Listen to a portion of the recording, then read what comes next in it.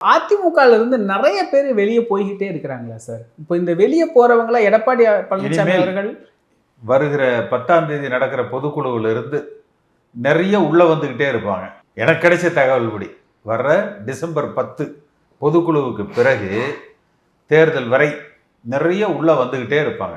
தினம் ஒரு செய்தி வந்துகிட்டே இருக்கும். சமீப காலத்துல முன்னாள் நாடாளுமன்ற உறுப்பினர் திரு கே.சி. பழனிசாமி அவர்களுடைய பேச்சில் ஒரு மென்மை தெரியுது எடப்பாடி பழனிசாமி அவர்கள் மேல. மீண்டும் அதிமுக இணைகிறாரா அப்படிங்கிற மாதிரியான ஒரு கேள்வி வைக்கிறாங்க. அதற்கு ஏதாவது வாய்ப்பு இருக்கா சார்? அதிமுக ஒன்றுபட வேண்டும் என்ன அதனுடைய அர்த்தம் என்ன? எல்லாரும் எல்லோரும் அதிமுகல சேரணும் அப்படிங்கிறது தானே.